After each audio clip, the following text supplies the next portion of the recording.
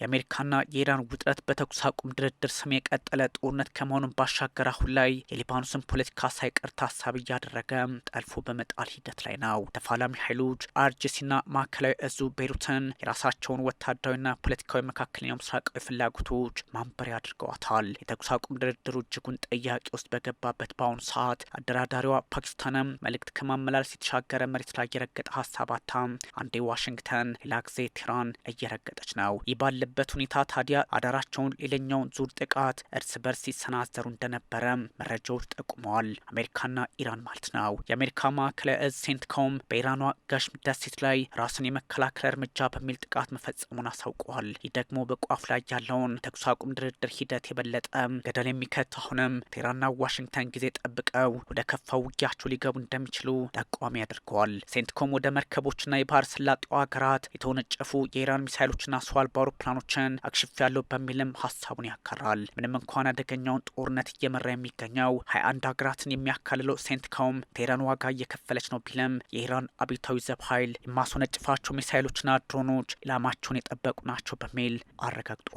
በእርግጥ ቢቢሲ አይአርጂሲ በአሜሪካ 20 የጦር ይዞታዎች ላይ ከተባለው በላይ ከባድ ውድመት ማድረሱን የሚያሳዩ መረጃዎችን ማጋራቱ ኢራን አደገኛ ምላሽ የሰጠች መሆኑን አረጋጋጭ ሆኖላታል። አይአርጂሲ የአሜሪካን ባህር ኃይል አምስተኛውን ፍሊት ዋና ማዘዣ በባህሬንና በቀጠናው ላይ በተለይም የአየር ኃይሉን ሰፈር ኢላማ አድርጌ መትቻለሁ ይላል። ግን ይህ ዋና ማዘዣ አልተመታም በሚል የአሜሪካ ጦር አጣጥሎታል። ይህ ኃይል ከ2.5 ሚሊዮን ስኩዌር ማይል በላይ ቦታን የሚይዝ ፐርሻ ባህር ሰላጤ፣ ቀይ ባህር፣ የአረቢያን ባህርና ህንድ ውቅያኖስን ይዞ የተወሰነ ክፍሉን የሚያካልል መሆኑ አደጋው ከባድ ይሆናል። ምናልባትም አሜሪካ ይህን ባህር ኃይል ካጣች በመካከለኛው ምስራቅ ያላትን ሙሉ አቅም ወደ ማጣቱ ትሸጋግራለች ነው ትርጉሙ።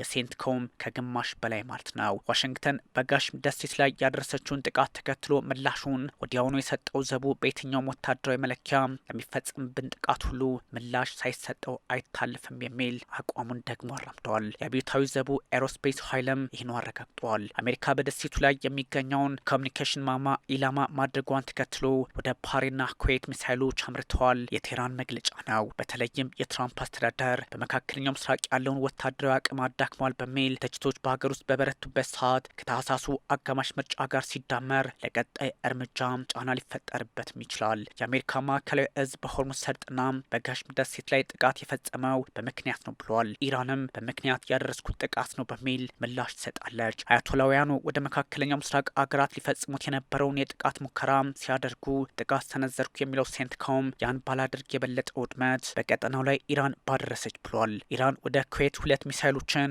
3 ወደ ባህሬን አስወንጭፋለች።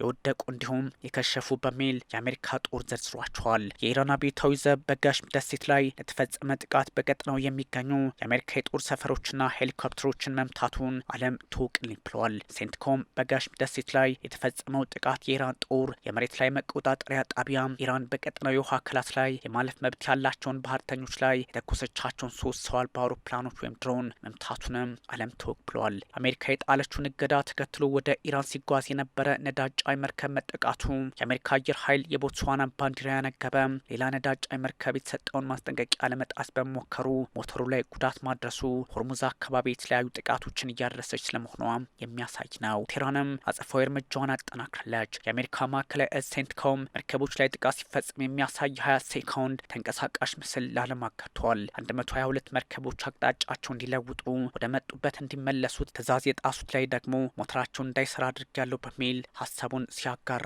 እዙ ነገሮች መልካቸው እንደለወጡ ጠቋሚ ሆኗል። ይህ ሁሉ ወታደራዊና ፖለቲካዊ ግርግር በመካከለኛው ምስራቅ በአሜሪካና ኢራን ላይ ብቻ የቆመ እንዳልሆነ ያሳያል።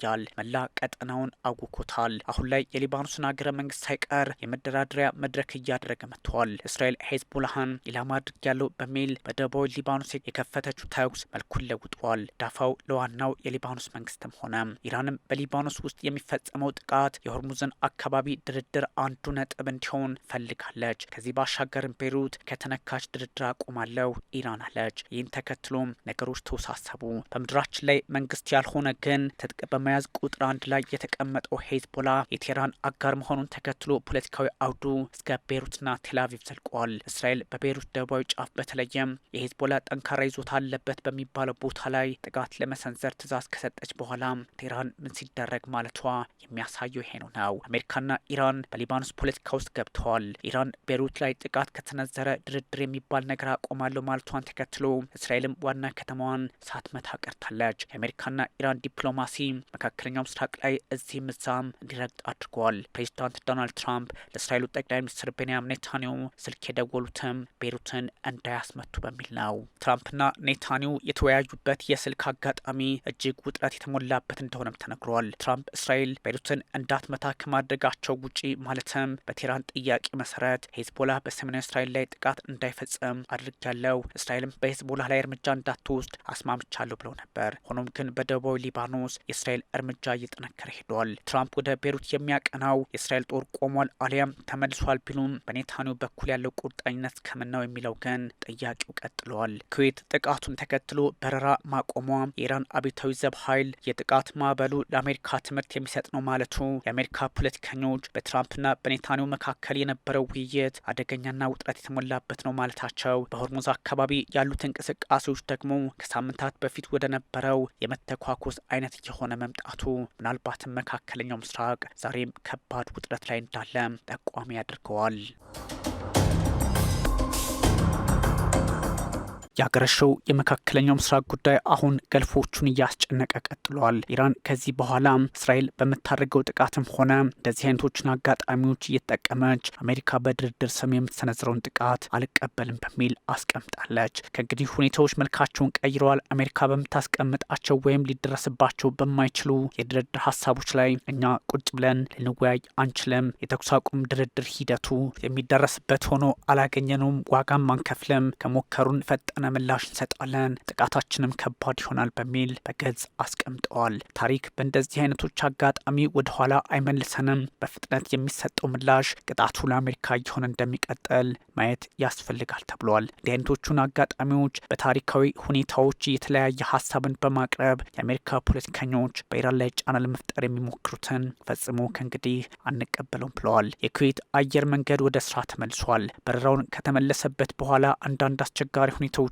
በአዲስ መልክ ለመፍጠር ግን ወደ ስራ መመለሱን በግልጽ አስቀምጧል። አንድ ሰው በተፈጸመው ጥቃት ህይወቱን እንዳጣም ተነግሯል። ይሄኛውን የፖለቲካና ወታደራዊ ውጥረት ወደ ሌላ መንገድ የሚወስድበት አጋጣሚ መፈጠሩ በግልጽ ቢቀመጥም አሁንም ኩዌት ዝግጁነታችንን አጠናክረን መቀጠል አለብን በማለት ላይ ትገኛለች። የገልፍ ሀገራት በተለይም ስድስቱ አንድ ላይ ሆነው ስራ መስራት እንዳለባቸው ይነገራል። የሳውዲ የውጭ ጉዳይ ሚኒስትር ከካታር የውጭ ጉዳይ ሚኒስትር ጋር በተለያዩ ጉዳዮች ላይ መወያየታቸውም የሚጠቁሙ ይሄ ነው። የሳውዲው የውጭ ጉዳይ ሚኒስትር ሉል ፈይሰል ቢን ፈርሃን እንደዚህ አይነቶቹን አጋጣሚዎች ወደ ተወሰነ ሀሳብ ከመቀየር መሻገር አለብን የሚል አቋማቸውን አራምደዋል። ከኳታሩ የውጭ ጉዳይ ሚኒስትር ሼክ መሐመድ ቢን አብዱራህማን ቢን ጃስሚን አልታኒ ጋር በጉዳዩ ላይ ሲወያዩ መፍትሄ ልንሰጣቸው ይገባል ብለዋል። ያ ማለት የስልክ ጥሪ ከካታሩ የውጭ ጉዳይ ሚኒስትር ደርሷቸዋል ነው። ሁለቱም ባለስልጣናት ሀሳባቸውን ሲያጋሩ እንደዚህ አይነቶቹን አጋጣሚዎች በቀላሉ መፍታት በማይቻልበት ሁኔታ ላይ እንገኛለን፣ እናም አንድ ላይ መስራት አለብን በሚል በኤክስ ገጻቸው ላይ አረጋግጠዋል። ኩዌትና ባህሬን በኢራን መመታታቸውን ተከትሎ የገልፍ አገራት መጠንቀቅ እንዳለባቸው አሁንም እየተነገረ ነው። አረብ ኤሚሬቶች የኢራንን ጥቃት ለመከላከል በጋራ መቆም አለብን በሚል ሀሳብ ሰጥታለች። ከኩዌትና ከባህሬን ጎን እንደምቆም ማወቅ አለባቸው በሚል ሀሳቧን ያረጋገጠች ሲሆን የአረብ ኤሚሬቶች የፕሬዝዳንቱ አማካሪ አንዋር ጋራጋሽም ይህን ሀሳብ አስቀምጠዋል። ኩዌትና ባህሬን ላይ የተፈጸመው ጥቃት የሚያረጋግጠው አንድ ላይ ሆነን ገልፎች ኢራንን መፋለም ነው የሚል ሀሳብም ሰጥተዋል። እንደዚህ አይነቱን አጋጣሚ እየተጠቀመች ኢራን ጥቃት ለመሰንዘር ብትሞክርም እኛ ግን በሁኔታዎች ወደ ኋላ ልንል አይገባም ብለዋል።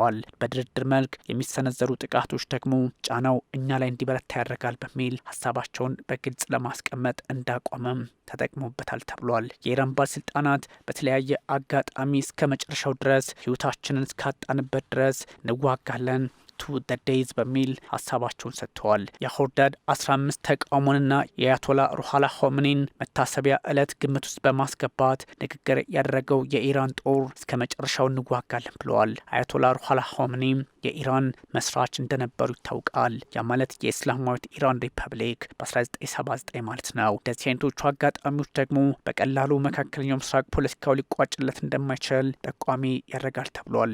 የእስራኤል ኃይሎች በሊባኖስ የሚሰነዝሩት ጥቃትም ይህኑ የሚያረጋግጥ ነው ተብሏል።